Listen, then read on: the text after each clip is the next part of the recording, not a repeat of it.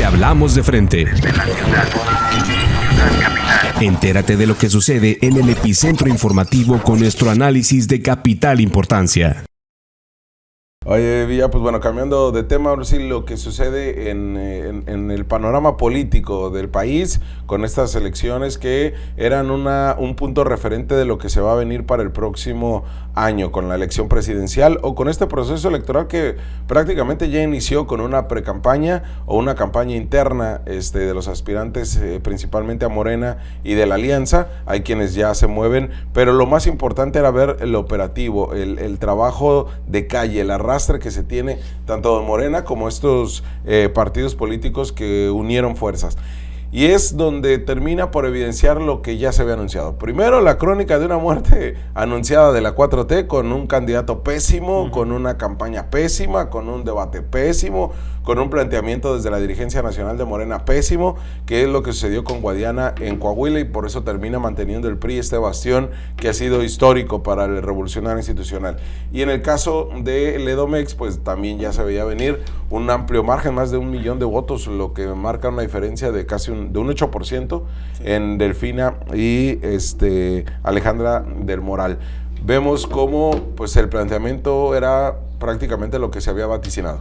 Desde aquí, desde este escenario, Jorge, lo habíamos platicado en su momento, desde que empezaron a perfilarse los candidatos en estas dos entidades, que Guadiana era un candidato pésimo y que muy probablemente iba a perder. La verdad, yo sí me sorprendí por la forma en la que pierde Guadiana. Sí me parece que es un margen grandísimo realmente el que se tiene, por encima de lo que se suscitó en el Estado de México, entre un 8 y 10% según lo que se estaba analizando. La derrota me parece una derrota contundente, clara, pero pues dentro del rango de lo que uno pudiera esperar en una elección, ¿no? En el caso de Guadiana lo aplastaron, realmente. En el caso de Guadiana es algo impresionante la forma en la que el priismo trabajó en alianza con el PAN y con el PRD, y la forma en la que se da un repudio generalizado hacia Armando Guadiana, ¿no? Ni sus chistes, ni sus promesas burdas del tema de Peso Pluma, ni su sombrero, ni toda la cargada de Claudia Sheinbaum con el propio Mario Delgado, que se la vivió en Coahuila durante esas semanas tratando de operar cómo se llevaría a cabo la elección. Lo hicieron pedazos, no hay de otra, no hay otra forma de analizar esta situación. Y esto pareciera que es sospechoso incluso, porque hasta con el PT, ni con el PT, Morena habría ganado, Eso como dato. Sí, y miren, lo importante es que en el caso de Coahuila termina ganando Manolo, que era el candidato del PRI, bueno, de esta alianza, pero curiosamente se da en un escenario donde Manolo Jiménez pues es rescatado por las huestes del PRI, del priismo nacional. Todo el priismo se abocó hacia el PRI, hacia Coahuila, perdón, hacia Saltillo principalmente, y terminaron por hacer una campaña de poder, de arrastre y de mucho dinero. Sí. A diferencia de lo que se vivió en Edomex, que donde también se movió muchísimo dinero, pero de acuerdo a lo que nos dicen ahí, incluso compañeros periodistas en Coahuila, es que terminó por abalanzarse todo el priismo, abocarse a los pocos periodistas que quedan en el país, se abocaron y lo hicieron bien, como lo saben hacer en cuestión territorial o como lo hacían antes cuando el PRI dominaba. Y es ahí donde pues termina una fractura que no impactó tanto como se esperaba, la de Borja, ex subsecretario en el gobierno de Andrés Manuel López Obrador. Se pensó que iba a impactar más, no impactó como se pensó. Pero sí, Guadiana terminó incluso por estar solo el día de ayer, cuando señaló que no le favorecían los datos del PREP, y pues solamente con el dirigente estatal de Morena y una diputada se presentan, lo que significa a un candidato que siempre navegó solo, ¿no? Sí, que lo terminaron abandonando porque realmente ya sabían cómo venía resultado, y pese a que días antes, semanas antes, todo un sector de Morena se volcó por apoyarlo, ¿no? Lo veíamos, incluso creían que el apoyo de Claudia Sheinbaum iba a representar algo benéfico, algo positivo. Mario Delgado haciendo eventos, estando presente ahí de todas las formas posibles, y no lo logró, ¿no? Y esto me parece que podemos verlo de muchas lecturas, de muchas maneras. Por un lado, yo creo que el presidente Andrés Manuel López Obrador ya le pagó la deuda que tenía Armando Guadiana, haciéndolo candidato, pero no lo pudo hacer gobernador.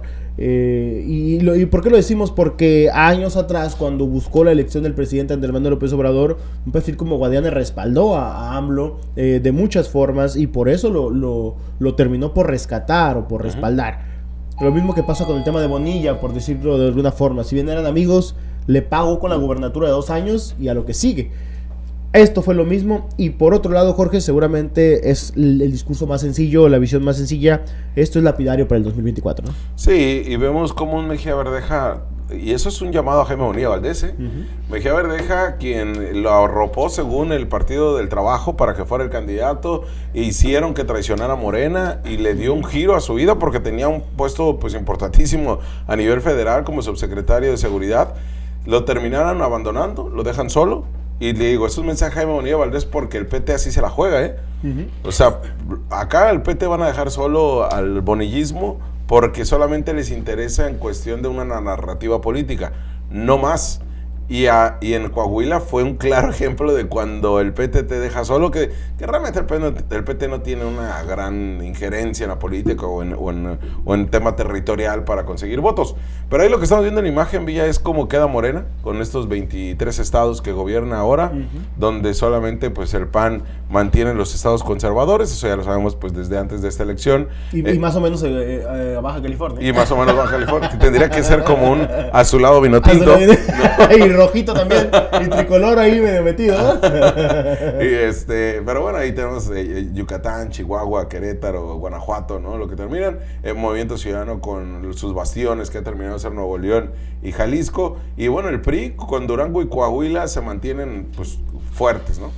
Sí, Durango y Coahuila, Coahuila sobre todo una entidad que ya o que cumplirá 100 años siendo gobernado por el PRI con todo lo que representa, increíble realmente. Y por otro lado, el Estado de México, que como se plantea de una forma muy sencilla y que siempre va a haber esta sospecha, seguramente va a haber nueva información conforme pasen los días y las semanas, una posible traición de Alfredo del Mazo, ¿no? Sí. Eso ha sido algo que estuvo rondando, era un fantasma que se daba dentro del propio Estado de México, que supuestamente del Mazo no iba a apoyar al PRI.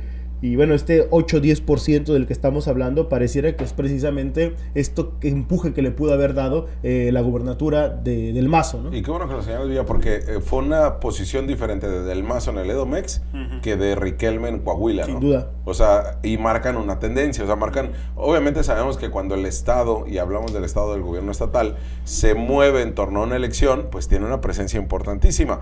Cuando no, pues vemos que puede navegar solo. Aún así, pues es importante rescatar que lo que trabajó principalmente el PRD y el PRI en el Edomex, las bases hablo, fue importante porque sí consiguen más de 2.700.000 votos. O sea, sí es algo que debe de considerar Morena, porque si bien es cierto, es un amplio margen hablar de 8%, realmente a la larga, cuando vemos los números fríos en votos, esos 2.300.000, pues es un descontento hacia Morena, directamente hacia Morena, y directamente hacia el presidente Andrés Manuel López Obrador. Entonces, sí ver cómo se jugó el territorio, porque ahí sí Morena le metió toda la carne al asador, todo el recurso, y con el apoyo del gobierno del Estado de México. Sí, sin duda, ¿no? Y ahora veremos cuál va a ser la lectura. Evidentemente, por la posición, esto representa una victoria importantísima. Yo creo que es la victoria más importante de Morena en el país después del 2018. Esta es la victoria más importante por la cantidad de votos, por lo que representa, por el símbolo que es el propio Estado de México. Ya se veía venir una cuestión de esta naturaleza. Y ahora hay que ver, porque Delfina no es precisamente lo que nos ha mostrado como funcionaria, como candidata, como con este perfil, no es precisamente la persona que uno diría va a ser un gobierno de estadista, ¿no? Un gobierno sorprendente. Esperemos que sí lo haga, esperemos que sí termine siendo una buena gobernante, porque con este margen, Jorge, como tú lo planteas, sí me parece que se le podría dar la vuelta pronto, ¿no? Si no se logra definir, porque aquí, si bien es un amplio margen, como lo dices, no es abrumador, no fue aplastante como ha sido en otras entidades, como incluso Baja California, que realmente por más candidato que metan de oposición, ha sido aplastante las victorias de Morena. Los desgastes de Morena, escúchenlo bien, se están dando muy rápido, realmente los desgastes en los estados, y esto es algo que tienen que contemplar, ¿no? Curiosamente,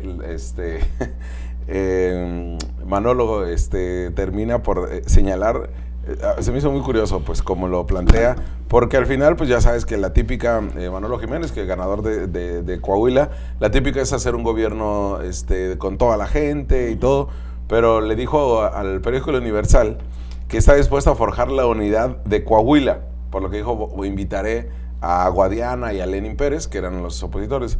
Dijo, no así a Ricardo Mejía, porque él es de Acapulco, ¿no? Coahuila para los coahuilenses.